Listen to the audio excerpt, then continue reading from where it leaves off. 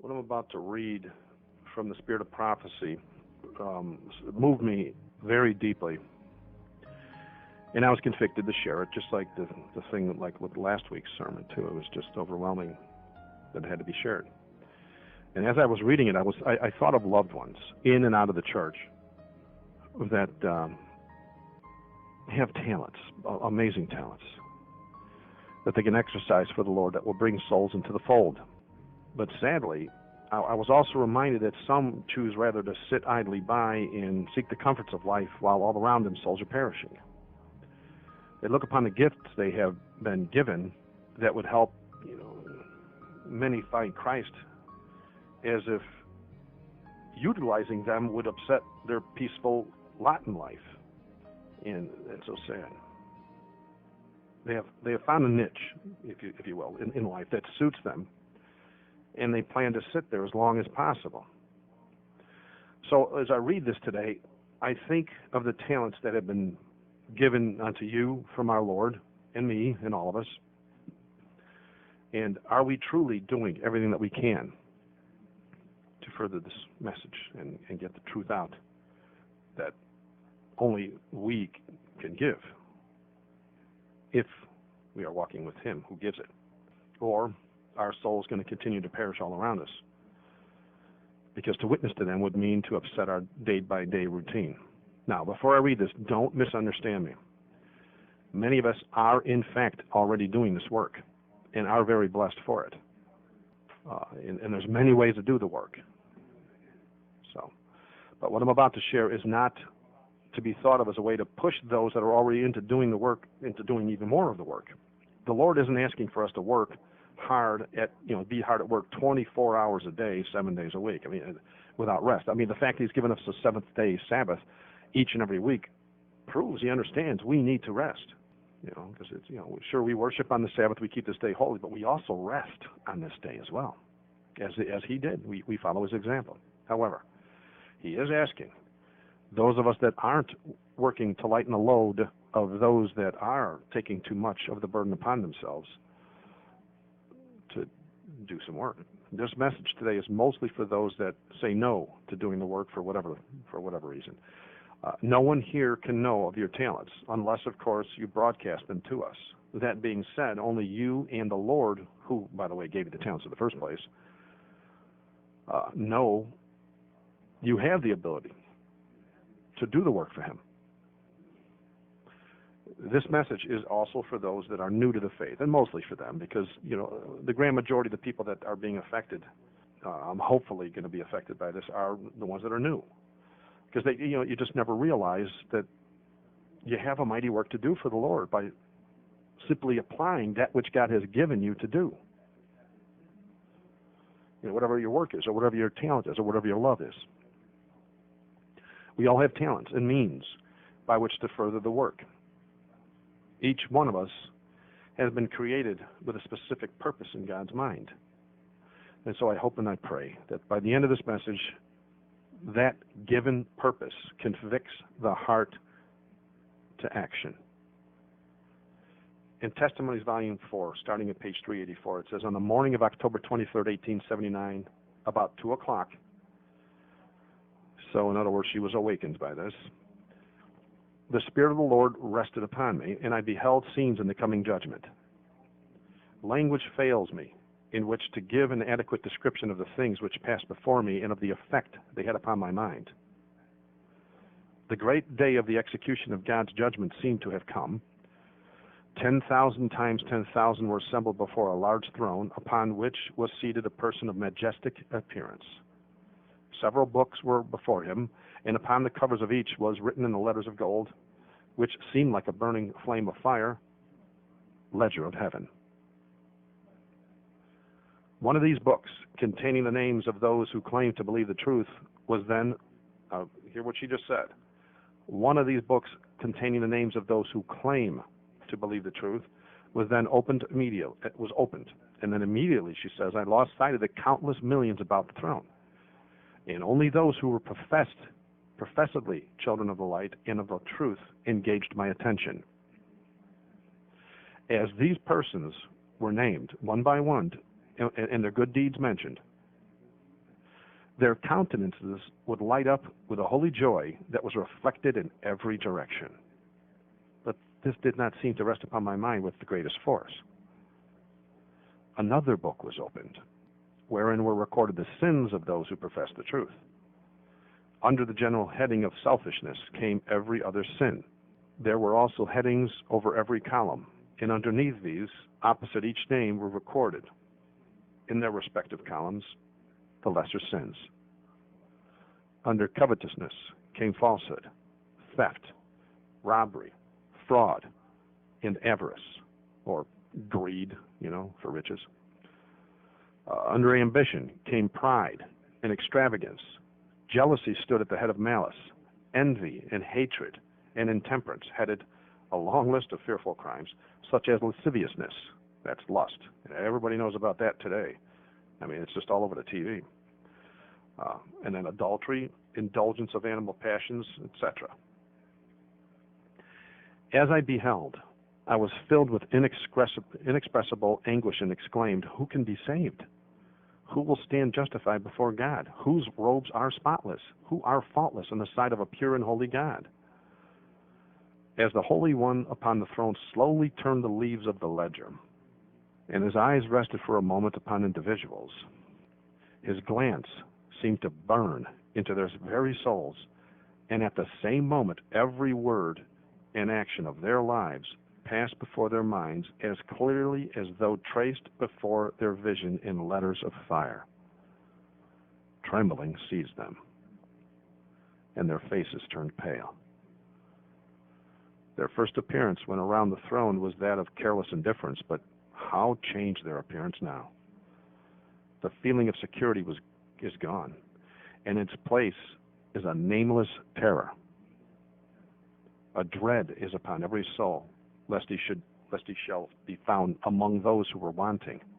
Every eye is riveted upon the face of the one upon the throne, and as his solemn, searching eye sweeps over that company, there is a quaking of heart, for they are self-condemned without one word being uttered. In anguish of soul, each declares his own guilt with terrible vividness, sees that by sinning he has thrown away the precious boon of eternal life. One class were registered as cumberers of the ground. As the piercing eye of the judge rested upon these, their sins of neglect were distinctly revealed. With pale, quivering lips, they acknowledged that they had been traitors to their holy trust. They had had warnings and privileges, but they had not heeded nor improved them. They could now see that they had presumed too much upon the mercy of God. True, they had not such confessions to make as had the vile and basely corrupt, but like the fig tree, they were cursed because they bore no fruit, because they had not put to use the talents entrusted to them. In other words, they didn't have the graphic sins of the wicked to confess, but they were just as guilty in that they did not use that which God gave them to further the work. If you have the truth, it is your duty to share it in whatever way you can. It could be by preaching, teaching, singing, sharing with a friend, or artwork, or by the very means God has given. It could be your time to help others, donations to further the work, or passing out tracts. Or as Brother Dick said last night, to simply reflect the character of Jesus Christ, which is everybody's duty, by the way, because some of us don't have the ability to do a lot of things. But we have one talent or whatever. You know how the parable goes. But wherever we are in life, if we reflect the character of Christ, and we are found worthy of doing such a task, another talent is given unto us so that we can do even more. Sister White goes on to say, this class had made self supreme, laboring only for selfish interests. They were not rich toward God, not having responded to his claims upon them. Although professing to be servants of Christ, they brought no souls to him. Had the cause of God become dependent on their efforts, it would have languished. For they not only withheld the means lent them of God, but they withheld themselves. But these could now see and feel that in occupying an irresponsible position in reference to the work and cause of God, they had placed themselves on the left hand. And that's a scary position, by the way. They had had opportunity, she says, but would not do the work that they could have, or that they could and should have done. The names of all who professed the truth were mentioned. Some were reproved for their unbelief, others for having been slothful servants. They had allowed others to do the work in the master's vineyard and to bear the heaviest responsibilities, while they were selfishly serving their own temporal interests. Had they cultivated the abilities God had given them, they could have been reliable burden bearers working for the interest of the master. Said the judge, all will be justified by their faith and judged by their works. How vividly then appeared their neglect, and how wise the arrangement of God in giving to every man a work to do, to promote the cause and save his fellow man. Each was to demonstrate a living faith in his family and in his neighborhood by showing kindness to the poor, sympathizing with the afflicted, engaging in missionary labor, and by aiding the cause of God with his means. In other words, whatever God has given you to further the work, whether it be the gift of preaching, song, artistry, healing, teaching, or even as Nicodemus, some have been given riches to help fund the work. Sadly, today, most with riches do as the certain ruler did in Luke 18. They walk away when they found out they should use the riches to do God's work. But she goes on to say, but like Moreau's, the curse of God rested upon them for what they had not done. They had loved that work which would bring the greatest profit in this life, and opposite their names in the ledger devoted to good works, there was a mournful blank. The words spoken to these were most solemn. You are weighed in the balances and found wanting. You have neglected spiritual responsibilities because of busy activity in temporal matters. While your very position of trust made it necessary that you should have more than human wisdom and greater than finite judgment, this you needed in order to perform even the mechanical part of your labor. And when you disconnected God and his glory from your business, you turned from his blessing. The question was then asked, why have you not washed your robes of character and made them white in the blood of the Lamb? God sent his Son into the world, not to condemn the world, but that through him it might be saved. My love for you has been more self-denying than a mother's love. It was that I might blot out your dark record of iniquity and put the cup of salvation to your lips, that I suffered the death of the cross, bearing the weight and curse of your guilt, the pangs of death and the horrors of the darkness of the tomb. I endured that I might conquer him who had the power of death, unbar the prison house, and open for you the gates of life. I submitted to shame and agony because I loved you with an infinite love and would bring back my wayward, wandering sheep to the paradise of God, to the tree of life, that life of bliss which I purchased for you at such a cost you have disregarded. Shame, reproach, and monogamy, such as your master bore for you, you have shunned. The privileges he died to bring within your reach have not been appreciated. You would not be a partaker of his sufferings, and you cannot now be partaker with him in glory, of his glory. Then were uttered these solemn words, he that is unjust, let him be unjust still. He that is filthy, let him be filthy still. He that is righteous, let him be righteous still. And he that is holy, let him be holy still. We all know when this is pronounced, by the way, in the very last days, right when the plagues start. This is speaking of our day, if we're alive at that time.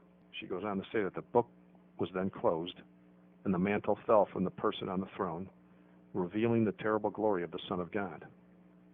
The scene then passed away, and I found myself still upon the earth, inexpressibly grateful that the day of God had not yet come, and that precious probationary time is still granted us in which to prepare for eternity. We have a work, and we have little time left to do this work, brothers and sisters. No, I'm not suggesting you quit your jobs and go into missionary work full time. The Lord needs you right where you are in life. His people are to be everywhere to proclaim this loud cry. Doctors, lawyers, carpenters, plumbers, truckers, welders, nurses, waitresses, teachers. 1 Corinthians 10:31 says, whatsoever you do, do all to the glory of God. And to top it off, we are students of prophecy. We have a great responsibility upon us. He gave us this wisdom and understanding of his truth for a reason. We have the God-given ability to look around and see there is precious little time left. We know this because Jesus said before he returns that his followers in Jerusalem must flee to the mountains and then Jerusalem will be destroyed. That happened 2,000 years ago. It was also prophesied that the followers of Jesus will experience a great persecution or tribulation before his return. That great tribulation ended just over 200 years ago. Prophecy also tells us there is going to be a global earthquake before the sun is darkened and the moon becomes as blood. That happened 255 years ago. Jesus said the sun will be turned to darkness, the moon will be turned into the appearance of blood, the stars shall fall from heaven. That has been documented as happening over 200 years ago. It was also prophesied that trouble between capital and labor will start, and that started 116 years ago. And by the way, the prophecies I just shared have to do with the prophetic events that would occur just before the official end times began. These next prophecies I'd like to share speak of when it's really close to the end. Jesus also said that there's going to be wars and rumors of wars, and just under 100 years ago, the world wars started. Another prophecy regarding the distress, perplexity, and fear within all nations has also been seen to have begun right around the time those wars started. And Daniel prophesied that when the end times began, now it shall be increased. This was documented as fulfilled and rapidly increasing as prophesied by both the secular and spiritual leaders in the year of 1803. And scoffers that will not endorse sound doctrine were also prophesied to start right near the end. And now we have everyone from atheists, pagans, and popes declaring the end is not yet near. When we get real close to the end, there will be a widespread immorality and a decline of spirituality. I mean, look around. That is today's society. Anyone with a TV, internet, or access to a newspaper can verify that as fact. It was also prophesied that in the last days there will be a craze for pleasure. Everything from drugs, sex, porn, vacation resorts, food, extreme sports, and even serial killings prove that anything that makes the flesh happy is going to be embraced today, and it is being embraced today. Numerous prophecies predicted that in our day there would be no regard for law, bloody crimes and violence will increase and be done in broad daylight. And it's not just talking about drive-by shootings either or other insane acts of violence within the inner cities. Now, leaders, our politicians and our national leaders are actually allowing the killing of people in the streets using guillotines, stonings, burning car tires, large meat grinders, or the good old-fashioned mob violence. Another obvious prophecy for the very last days would be the earthquakes, the storms, the pestilences, and the famines increasing in numbers.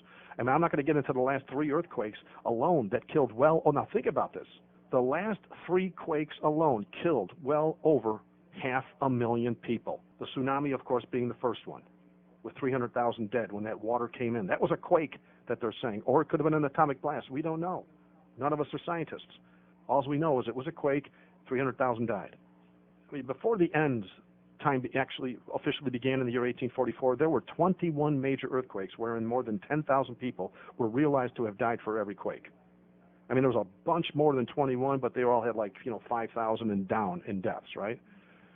They recorded these facts during a 1,300-year tracking system.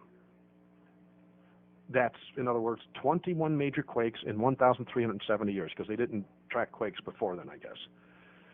Well, between the years 1906 to just 1990, there were also 21 major earthquakes with more than 10,000 dead. That's just up to 1990.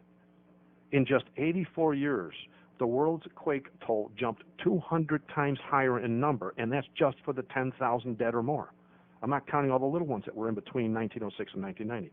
And back in 1996, they recorded over 4,000 earthquakes in 3 days. Small ones, yeah, but they were earthquakes nonetheless. Jesus also said homosexuality will be a permanent feature in today's society when the eastern sky splits. As we look at all the countries that allow homosexual marriage and laws being passed to protect the lifestyle wherein even Christians are jailed, trying to help them, this too is fulfilled prophecy for our day. One of the very last prophecies is that the gospel is to be preached worldwide in the very end. This too has happened.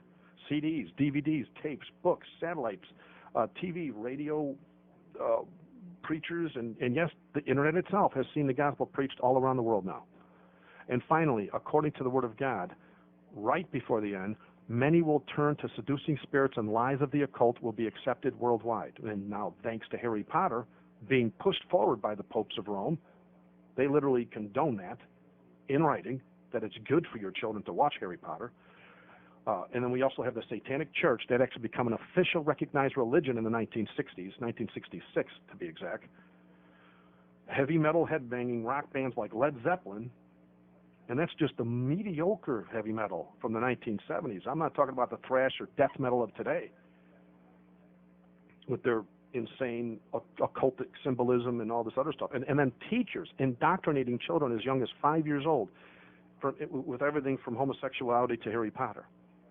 And then you got your video games loaded down with spells and potions and occult symbolism, and even cartoons in the morning for your kids to watch. I remember He-Man, Masters of the Universe back in the 70s that had all those witchcraft symbols on their belt buckles. The occult lifestyle is now a permanent feature of society. In fact, it is now law that witches are allowed religious services in prisons. They have been accepted as a religion. So that prophecy, too, has been fulfilled. Now, do you see why none of the churches preach prophecy? Satan knows if they understand what time it is, they will prepare their souls to meet the Lord. 1 Thessalonians chapter 5, verses 2 to 3 says, "For yourselves know perfectly that the day of the Lord shall cometh as a thief of the night. For when they shall say peace and safety, then sudden destruction cometh upon them, as travail upon a woman with child, and they shall not escape." This passage is rarely preached often in the churches because of where it leads the hearer. First off, we see that Jesus is coming as a thief of the night to many that proclaim peace and safety in the last days. And in 1998, John Paul II released an article that confirms this passage as fulfilled. He stated in the Times, I guess it was I don't know if this was the Times Online or not. I don't think it was the Times Online, but it was the Times on April 24th, 1998. It said in the article, the article was headlined, "Pope assures Italians the end is not yet nigh." And the article, and I'm just taking a little excerpt out of the article, it says, "To the dismay of Seventh-day Adventists, but to the relief of everyone else, the Pope has declared that the world is not about to end." The only reason they mention that the SDA people here is because they are the ones that were originally known to understand prophecy. That torch has been passed to us, has been made obvious now for decades. Still, the world is in their night season because they don't trust the light of the Lord. Therefore, the Lord will come unexpected to them as a thief. As we read the next verse, we find an amazing promise. It's in verse 4. "But ye, brethren, are not in darkness, that day should overtake you as a thief." That's specifically for us. This is the main reason this passage is never preached today. Imagine if it were. The congregation would have to ask the pastor, "Pastor, why is it the word says we won't be caught off guard when Jesus comes?" The pastor would then have to say, "Well, because you understand prophecy, my dear loved ones." But he knows they don't understand prophecy because he never teaches or preaches it. In fact, the pastor himself was never taught it either. Most blessed teachers today have never stepped foot in any seminaries or Bible colleges because they refuse to touch on present truth. This is also why John the Baptist was chosen of God and the men of the cloth were passed by in his day. Luke 1:17 says, "And he shall go before them in the spirit and power of Elias, to turn the hearts of the fathers to the children, and the disobedient to the wisdom of the just, to make ready a people prepared for the Lord." So, are we not prophesied to go before the people in that same spirit of Elijah? As students of prophecy, we have a mighty calling before us. No other people in the history of mankind have been prophesied to do what we are to do. Like John the Baptist or Elijah himself, we are looked upon by our God as the ones chosen to do this final work. Like back then, the men of the cloth were ignored by the Spirit of God, and John was chosen to go forth and make ready a people to meet the Lord. We know things that 99% of the Christian world out there simply doesn't know. They may have bits and pieces of our understanding, but they don't have it the way we have it. There's a reason for this. Our very own children know more than all of their pastors. Not some of them, all of their pastors. What does this tell you? The Lord doesn't give this information to a people without a purpose in mind. He gives it to a certain people because he is going to have them do a work for him. And by the way, don't think that you have to be a super Christian to do a work. Don't think that you have to bring in thousands and thousands of souls to generate a smile upon your Father's face. In Gospel Workers, it clearly says, page 267, "It is not the results we attain, but the motives from which we act that weigh with God. He prizes goodness and faithfulness above all else. I mean, case in point, look at Noah. How many people listened to him? Sure, some did, but they still were allowed to go to their graves because they wouldn't fit in the ark anyway, but still. The overwhelming grand majority of the people died in that flood, except for the 8 souls in that ark. So just do the best you can. Again, like Brother Dick shared with us last night during the study, it's the character of Christ that you reflect that is our first and most important work. So you don't have to quit your job. You can reflect Christ right where you're at, and guess what? As your Father watches you and sees that you're faithful to doing that, He's going to give you another work to do, and you never know. You may end up going full-time in the ministry like I did 8 years ago. I just realized that because this is February, and that's when it happened. 2002, in February, He called me out. So just do the best you can. This is all He asks you to do. Ecclesiastes 9:10 says, whatsoever thy hand findeth to do, do it with thy might. For there is no work, nor device, nor knowledge, nor wisdom in the grave, whither thou goest.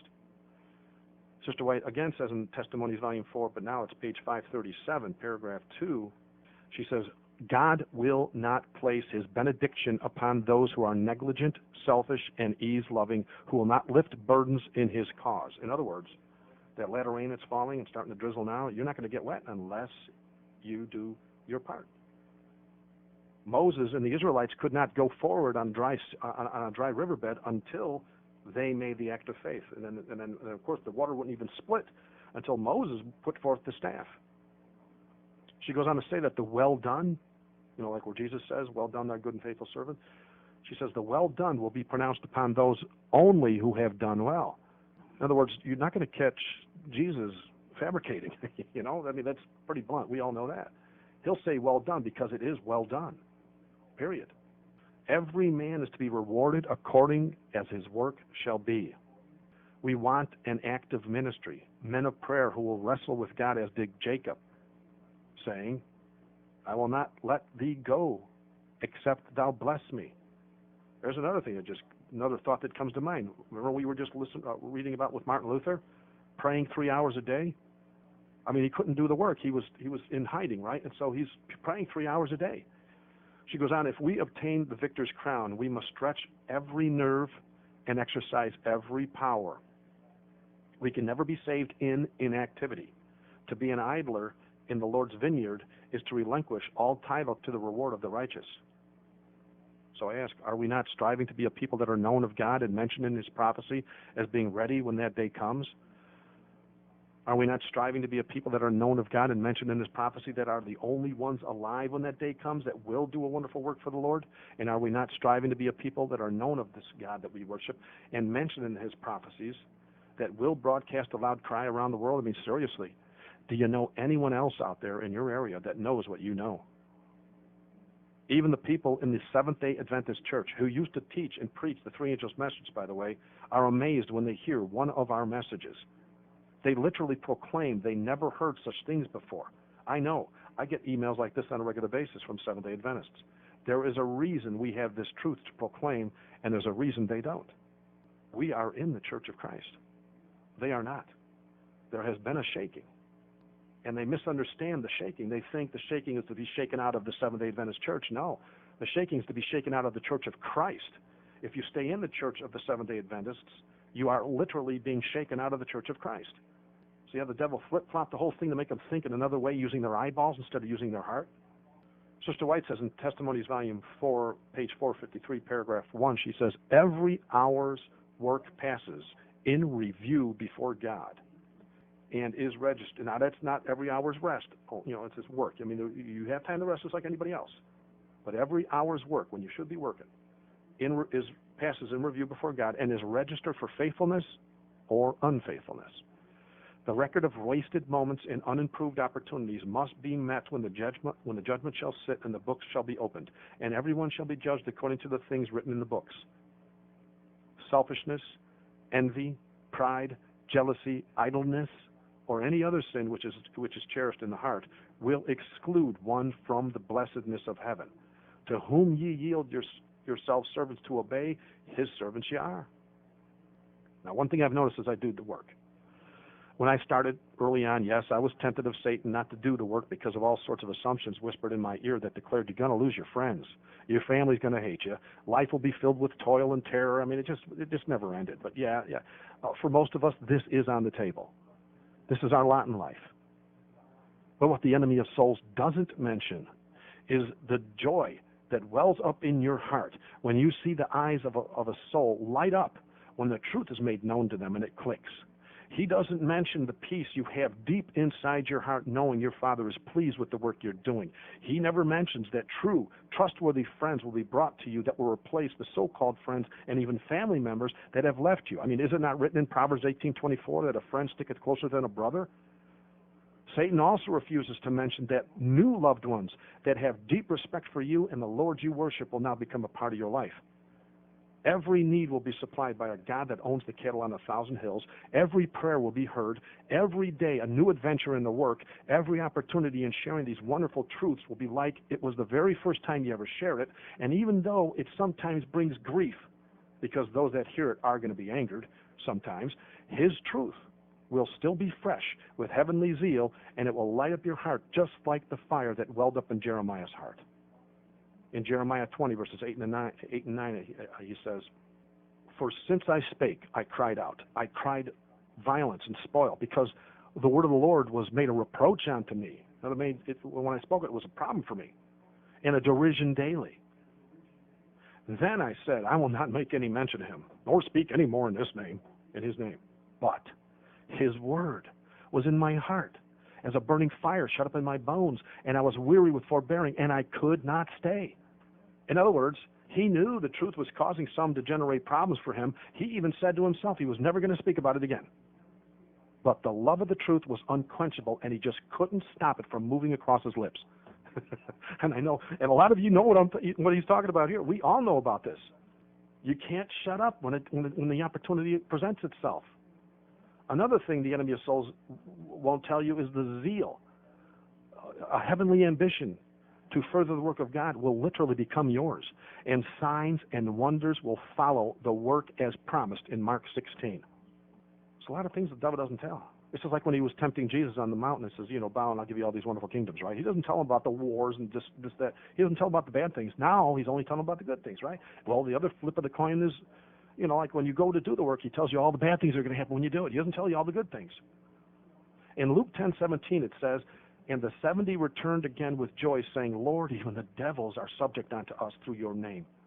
Don't you want to see his hand move like that? And I'm talking to the young ones, of course, that are having a little bit of difficulty getting out there and doing it. Most of you already know what's going on, and you're already doing the work. In Lift Him Up, page 274, paragraph 6, it says, "Christ is waiting with longing desire for the manifestation of himself in his church. When the character of Christ shall be perfectly reproduced in his people, then he will come to claim his own." He isn't coming because of us. Again, many of you are doing the work, and I praise God for the work that you're doing. We could not do it without you. And I pray the young ones that are new to the faith understand the reason he has called them to his truth. If you have studied the prophecies like all his remnant does, you have all the proof you need. Christian prophecy is real. It's going to happen. In fact, you know this because as you study his prophecy, you already know that 99% of it has already happened. You have concrete evidence of something that nothing else in the world can shine a light towards. Nothing can hold a candle to Christian prophecy. You have overwhelming evidence. The end times have already begun 166 years ago. It started on October 22nd, 1844, just like Daniel prophesied it would. So, we have had 46 years more than Noah did to preach this truth. He had 120 years when he was building that ark. We've so far had 166. It's time to make a choice, dear ones. If you do as his Spirit is moving you to do, you're going to be blessed with joy, peace, happiness, a blessed life, a work to do, new friends, loved ones. To top it off, a smile on the face of your God as he declares to you on that day, "Well done, good and faithful servant. Thou hast been faithful over a few things. I will make thee ruler over many things. Enter thou into the joy of the Lord."